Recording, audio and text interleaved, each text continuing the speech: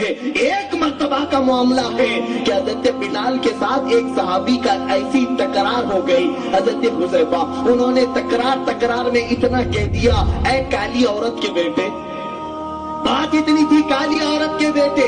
حضرت بلال کو یہ بات اتنی ناگوار گزری، تھوڑا تکلیف ہو گئی۔ آپ سوچتے ہیں ناک جس کی نٹکی ہے اس کو نٹکا کہے تو کچھ نہیں لگے گا، تکلیف ہوتی ہے۔ چہرہ کسی کا خراب ہے، اس کے چہرے کو عیب دلانے سے آپ سوچتے ہوں گے کچھ نہیں، بلکہ اس کے سینے پر چھری سے زیادہ تکلیف ہوتی ہے۔ کبھی کسی کا عیب اس کے کالے پن کو نہ کہو، اس کے نٹکے پن کو، اس کے لولے پن کو، اس کے لنگڑے پن کو عیب نہ دو۔ حضرت بلال کو ایک صحابی نے صرف اتنا کہا تھا، کالی عورت کا بیٹا ہے تو۔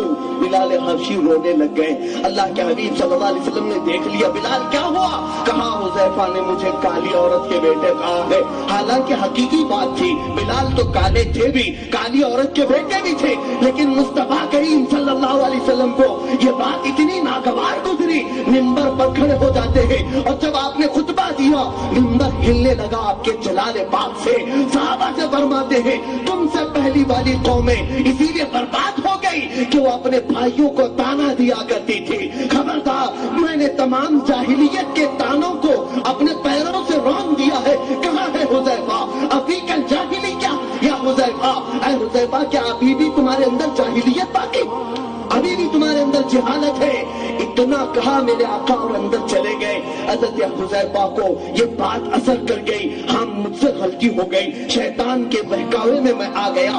ایک صحابی کو جب اپنی خطا معلوم ہو جائے تو وہ گھمنڈ نہیں کرتے تھے، بلکہ حضرت حذیفہ ایک جلیل القدر صحابی ہے، اچھے خاندان کے ہیں، خوبصورت بھی ہے، لیکن فوراً آتے ہیں حضرت بلال کو مجمع میں سے اٹھاتے ہیں، مارنے کے لیے نہیں کہ کیوں شکایت کر دیا، بلکہ ہاتھ پکڑ کر کے لاتے ہیں مسجد نبوی شریف کے باہر اور خود نیچے زمین پر سو جاتے ہیں۔ کہتے ہیں اے بلال مجھ سے خطا ہو گئی، اب میں چاہتا ہوں اس خطا کی تلافی اور بھرپائی تم ہی کرو، اپنا یہ کالا پیر اٹھاؤ اور میرے چہرے پر رگڑ دو۔ جب تم میرے چہرے پر یہ کالا پیر رکھو گے میری روح کو سکون ہو جائے گا۔ بلال حبشی فوراً سینے سے لگا لیتے ہیں اور پیر نہیں بلکہ حذیفہ کو اٹھا کر کے چومنے لگتے ہیں، کہتے ہیں تم صحابی رسول ہو، پیر کی جگہ نہیں بلکہ ہماری سر کی جگہ پر ہو۔ یہ صحابہ کا اتحاد بھی تھا، ان غریب صحابہ کے اندر میرے آقا نے کتنے اخلاق ڈالے تھے۔ آج بات بات پر ہم نے عزتوں کو اچھالنا شروع کر دیا اور ان کے خاندانوں کو ہم نے پورے مجمع عام میں تباہ و برباد کر دیا۔